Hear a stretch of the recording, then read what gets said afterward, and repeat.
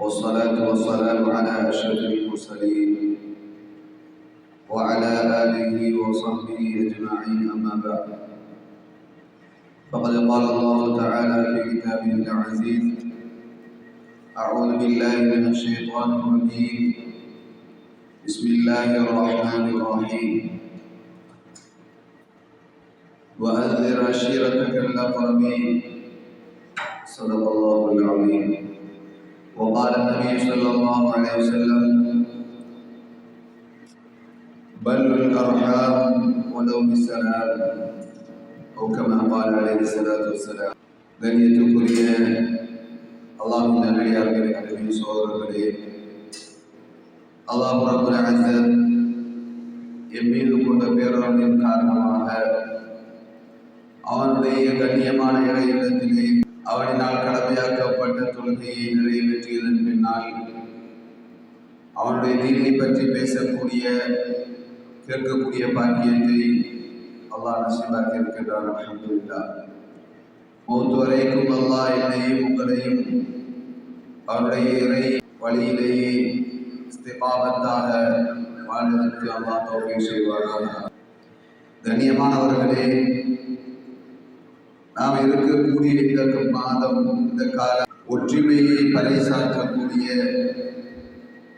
இந்த மனித கோடிகளை ஒன்றிணைக்கக்கூடிய, உள்ளத்தாலும் உறவாலும் கோத்திரத்தால் செல்வங்களால் பிரிந்து சின்னாபின்னமாகி இருக்கக்கூடிய இந்த மனித கோடிகளை ஒன்று சேர்க்கக்கூடிய, ஒற்றுமையை நிலைநாட்டக்கூடிய ஒரு கண்ணியமான, ஒரு புனிதமான ஒரு மாதத்தை நாம் எதிர்நோக்கி கொண்டிருக்கிறோம். கண்ணியமானவர்களே, இஸ்லாம் என்பது இந்த உலகத்திலே கால் பதிப்பதற்கு முன்னால் இந்த மனித கோடிகள் பல கோத்திரங்களாக இந்த உலகத்திலே சின்னாபின்னமாக கிடந்ததை நாங்கள் பார்க்கின்றோம். ஆனால் இஸ்லாம் இந்த மனிதர்களுடைய உள்ளங்களிலே நுழைந்ததன் பின்னால் இந்த ஒட்டுமொத்த சமூகத்தையும் ஒரே கொடியின் கீழ் கொண்டு வந்தது. செல்வந்தர் ஏழை என்ற பாகுபாடு இல்லாமல், ஆட்சியாளர் அதிகாரி என்ற பாகுபாடு இல்லாமல், பெரியவர் சிறியவர் என்ற பாகுபாடு இல்லாமல் அனைவரையும் ஒரே சப்பிலே கொண்டு வந்து பெருமானார் ஸல்லல்லாஹு அலைஹி வஸல்லம் அவர்கள் நிலைநிறுத்தினார். எனவே இஸ்லாம் இந்த உலகத்திலே கால் பதித்தது முதல் இன்று வரைக்கும் ஒற்றுமையையே வலியுறுத்தி கொண்டிருப்பதை நாங்கள் பார்த்து கொண்டிருக்கிறோம். கண்ணியமானவர்களே, எப்போது இந்த மனித சமூகம், இஸ்லாமிய சமூகம் அல்லாஹ்வுக்காக வேண்டி ஒன்றுபடுமோ, அப்போது எந்த எதிரிகளால் இந்த இஸ்லாமிய சமூகத்தை அசைக்கவும் முடியாது என்பதை இந்த உலகத்திலே எவரும் மறக்க முடியாது.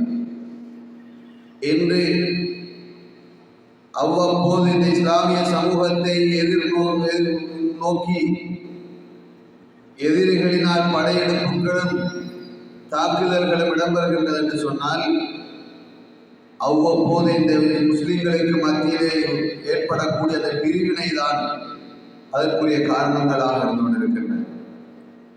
கண்ணியமானவர்களே, எனவே இந்த புனிதமான ஹஜ்ஜுடைய மாதத்தை எதிர்நோக்குகின்ற நாங்கள் எங்களுடைய சமூகத்தை, எங்களுடைய கோத்திரங்களை, எங்களுடைய உறவு முறைகளை, எங்களுடைய இரத்த பந்தங்களை ஒரே கொடியின் கொண்டு வர வேண்டிய கடமைப்பாடு எங்களுக்கு இருந்து கொண்டிருக்கின்றன.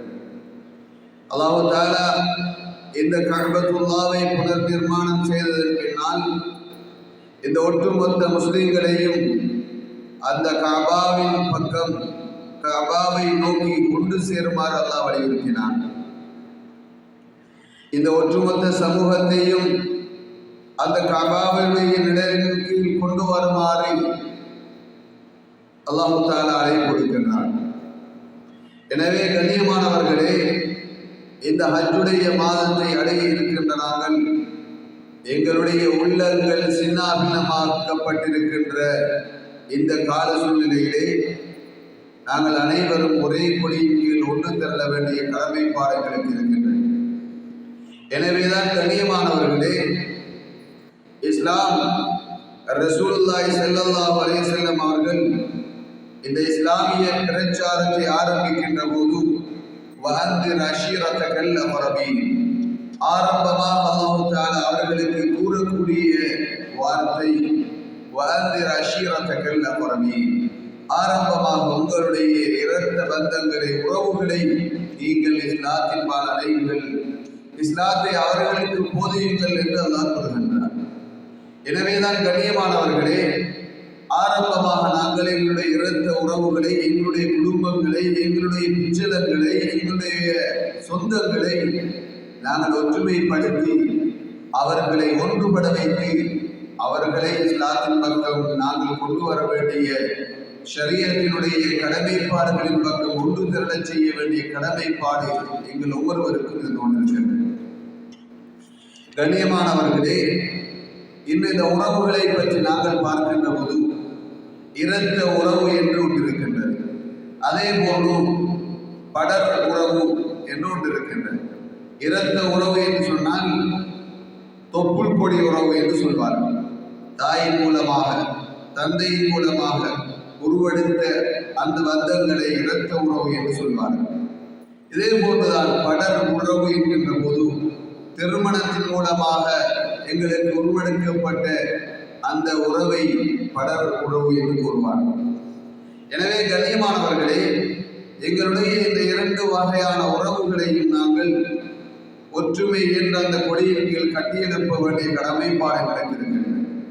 இன்று எங்களுடைய சமூகத்திலே நாங்கள் பார்க்கின்ற போது இன்று எங்களுடைய குடும்பங்களிலே நானா தம்பிக்கு மத்தியிலே, பாப்பா மகனுக்கு மத்தியிலே எங்களுடைய உறவுகள் சின்னாபின்னமாக்கப்பட்டிருப்பதை நாங்கள் பார்க்கக்கூடியதாக இருக்கிறது. இன்று திருமணம் முடித்து மருமகளை வீட்டிலே கொண்டு வந்து வைத்துவிட்டால் அங்கே மருமகளுக்கும் மாமியாவுக்கும் அங்கே பிரச்சனை. மாமியாவை மருமகளுடைய வீட்டிலே கொண்டு போய் வைத்தால் அங்கேயும் அதே பிரச்சனை உருவாகின்றது. கண்ணியமானவர்களே, எப்போதாவது அந்த மாமியார்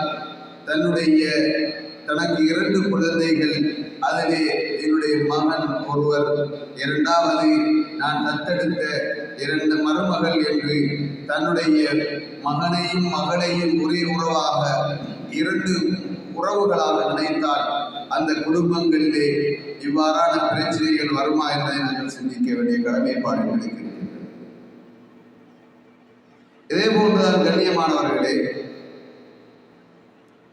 தன்னுடைய தாயை போன்று, தன்னுடைய தந்தையை போன்று அந்த மருமகள் தன்னுடைய மாமியாரை நினைப்பாளாக இருந்தால், தனக்கு 2 தாய்மார்கள் இருக்கின்றார்கள், அதில் என்னுடைய சொந்த தாய் ஒருவர், எனக்காக என்னுடைய கணவருடைய தாய் ஒருவர், எனக்கு 2 தாய்மார்கள் இருக்கின்றார்கள் என்ற உணர்வோடு தன்னுடைய வாழ்க்கையை அந்த மருமகள் ஆரம்பிப்பாளாக இருந்தால், கண்ணியமானவர்களே, அவர்களுக்கு மத்தியிலே பிரச்சனைகள், சஞ்சலங்கள் வருமா என்பதை நாங்கள் சிந்திக்க வேண்டிய கடமைப்பாடு எங்களுக்கு இருக்கின்றது. கண்ணியமானவர்களே, இவ்வாறு தன்னுடைய உறவுகளை தன்னுடைய சொந்த உறவுகளாக தனக்கு அல்லாஹ்வினால் அறிமுகப்படுத்தப்பட்ட அந்த உறவுகளை தன்னுடைய உற்ற இரத்த உறவுகளை போன்று நினைப்பாளாக இருந்தால் அந்த குடும்பங்கள் நிச்சயமாக மிக சந்தோஷம் மிக்க ஒரு உறவாக, குடும்பமாக வாழ்வதை நாங்கள் பார்க்கக்கூடியதாக இருக்கின்றன. கண்ணியமானவர்களே, பெருமானார் ஸல்லல்லாஹு அலைஹி வஸல்லம் அவர்களுடைய வாழ்க்கையை நாங்கள் பார்க்கிறோம். அவர்கள் தங்களுடைய உறவுகளுக்கு, தங்களுடைய குடும்ப உறவுகளுக்கு எந்த அளவுக்கு முக்கியத்துவம் கொடுத்திருக்கின்றார்கள் என்பதை நாங்கள் பார்க்க வேண்டியிருக்கின்றன. கண்ணியமானவர்களே, நபி ஸல்லல்லாஹு அலைஹி வஸல்லம் அவர்கள் தன்னுடைய இஸ்லாத்தினுடைய நபுவத்தினுடைய பிரச்சாரத்தை ஆரம்பிக்கின்ற அந்த காலப்பகுதிகளிலே அந்த மக்காவிலே வாழ முடியாமல் அந்த சஹாபாக்கள் ஒவ்வொரு நகரங்களை நோக்கி பிரயாணங்களை, ஹிஜ்ரத்துகளை மேற்கொண்டார்கள். எனவே அதிலே ஒரு குழுவினர் நஜ்ஜாசி மன்னருடைய அந்த ஹிருதர் மன்னருடைய அந்த பகுதியிலே போய் தஞ்சமடைகின்றார். அந்த நேரத்திலே இந்த நஜ்ஜாசி மன்னர் கேள்விப்படுகின்றார், தன்னுடைய நகரத்திலே, தன்னுடைய நாட்டிற்கு ஒரு மக்காவிலே இருந்து வரக்கூடிய முஹம்மதுடைய அந்த உறவினர்கள் ஸல்லல்லாஹு அலைஹி வஸல்லம் அவர்களுடைய அந்த பிச்சலங்கள் அங்கே வந்து குடியேறியிருக்கின்றார்கள், தஞ்சம் பூண்டிருக்கின்றார்கள் என்ற செய்தியை கேள்விப்படுகின்றார். எனவே இந்த நஜ்ஜாசி என்ன செய்கின்றார், இந்த முஹம்மதை பற்றி ஸல்லல்லாஹு அலைஹி வஸல்லம் அவர்களை பற்றி அறிந்து கொள்வதற்கு ஆசைப்படுகின்றார். எனவே அங்கே வந்திருக்கக்கூடிய பெரிய வியாபார நோக்கமாக ஒரு குழு வந்திருக்கின்றது. அதிலே அபூ சுஃபியான் என்று சொல்லக்கூடியவரும் இருக்கின்றார். எனவே இந்த அபூ சுஃபியானை அழைத்து இந்த நஜ்ஜாசி மன்னர் கேட்கின்றார், நான் உங்களிடத்திலே சில விடயங்களை கேட்க வேண்டும், நீங்கள் உண்மையை தவிர எதையும் கூறிவிடக்கூடாது. அதிலே ஒன்றுதான், இந்த முஹம்மது ஸல்லல்லாஹு அலைஹி வஸல்லம் அவர்களை பற்றி நீங்கள் அறிந்திருக்கின்றீர்களா என்று கேட்கிறேன். ஆம், நான் அறிந்திருக்கின்றேன். இந்த கேள்விகளுக்கு விடை கொடுக்கக்கூடிய அந்த காலப்பகுதியில் இந்த அபூ சுஃபியான் இவர் குஃபார்களிலே ஒருவராக இருக்கின்றார். இஸ்லாத்தை ஏற்றுக்கொள்ளாத நிலையிலே கொண்டிருக்கின்றார். அந்த நேரத்தில் அந்த நஜ்ஜாசி ஹிர்கல் மன்னர் கேட்கின்றார், இந்த முஹம்மது ஸல்லல்லாஹு அலைஹி வஸல்லம் எதை போதித்துக் கொண்டிருக்கின்றார் என்பதை பற்றி எனக்கு கூறுங்கள் என்று கேட்கின்றார். அந்த நேரத்தில் அபூ சுஃபியான் கூறுகின்றார், அவர் தொழுமாறி ஏவுகின்றார், நோம்பு நோக்குமாறி ஏவுகின்றார், ஏழை எளியவர்களுக்கு உதவுமாறி ஏவுகின்றார். அதே போன்று வஸிலத்துர் ரஹம், குடும்ப உறவுகளை சேர்த்து நடக்கின்றார், குடும்ப உறவுகளை சேர்த்து நடக்குமாறு ஏவிக்கொண்டிருக்கின்றார். இதை கேட்டவுடனே அந்த ஹிர்கல் மன்னர் கூறுகின்றார், நிச்சயமாக அந்த மனிதர் அவர் நபிதான் என்பதில் எந்த சந்தேகம் கிடையாது. ஒரு காலம் வரும், அந்த காலத்திலே இந்த நஜ்ஜாசியுடைய இந்த ஆட்சி அதிகாரங்கள் எல்லாம் அந்த முஹம்மதுடைய காலுக்கு கீழாக இருக்கும் என்று கூறுகின்றார் ஸல்லல்லாஹு அலைஹி வஸல்லம். கண்ணியமானவர்களே, இஸ்லாத்தை ஏற்பதற்கு முன்னாலேயே இந்த அபூ சுஃபியான் நபி ஸல்லல்லாஹு அலைஹி வஸல்லம் அவர்களை பற்றி வஸிலத்துர் ரஹம், குடும்ப உறவுகளை சேர்த்து நடக்கக்கூடியவர், குடும்ப உறவுகளை சேர்த்து நடக்குமாறு ஏவுகின்றார் என்று சிறந்த முறையிலே அவர் கூறுவாராக இருந்தால், பெருமானார் ஸல்லல்லாஹு அலைஹி வஸல்லம் அவர்களுடைய அந்த குடும்ப உறவுகளை பேணுகின்ற அந்த கைங்கரியங்கள் விடயங்கள் எந்த அளவுக்கு இருந்திருக்கும் என்பதை நாங்கள் சிந்திக்க வேண்டிய கடமைப்பாடுகளுக்கு இருக்கின்றன. கண்ணியமானவர்களே, இதே போன்றுதான் அம்ர் இப்னு அபஸா ரலியல்லாஹு தஆலா அவர்கள் நபி ஸல்லல்லாஹு அலைஹி வஸல்லம் அவர்களை நோக்கி வருகின்றார்கள். யா ரசூலல்லாஹ், நீங்கள் நபி என்பதாக நான் கேள்விப்படுகின்றேன், அவ்வாறாக இருந்தால் நீங்கள் எதை எனக்கு போதிக்கின்றீர்கள் என்று கேட்கின்றார். அந்த நேரத்திலே அவர்கள் கூறுகின்றார்கள், அல்லா துஷ்ரிகு பில்லாஹி ஷைஆ, நீங்கள் அல்லாஹ்வுக்கு எதையும் இணை வைக்க கூடாது என்றும் ஏவுகின்றேன்.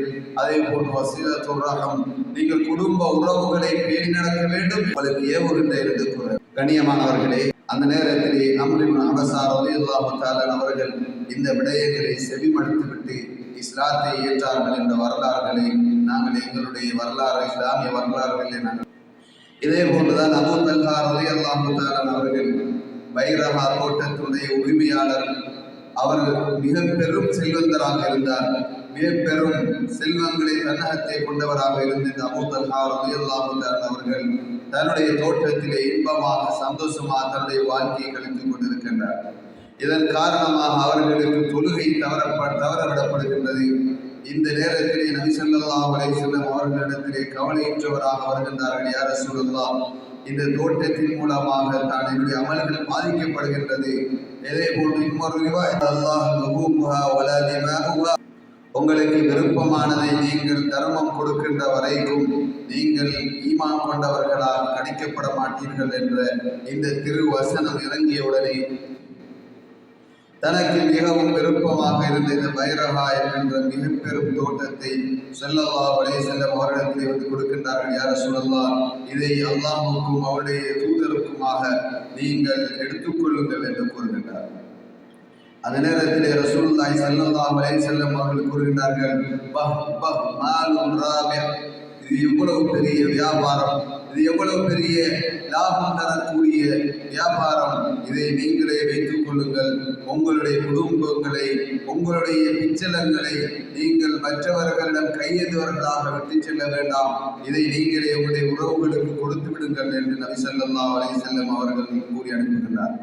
எனவே கண்ணியமானவர்களே, எங்களுடைய உறவுகளை நாங்கள் சின்ன பின்னமாக்கி விடாமல், சிறிய பெரிய காரணங்களுக்காக எங்கள் உறவுகளை துண்டித்து விடாமல், மௌத்து வரைக்கும் இந்த உறவுகளை பேணி பாதுகாப்பதற்கு எல்லாம் வல்ல அல்லாஹ் எங்கள் அனைவருக்கும் தௌஃபீக் செய்வானாக. வஆகிரு தஅவானா அல்ஹம்துலில்லாஹி ரப்பில் ஆலமீன்.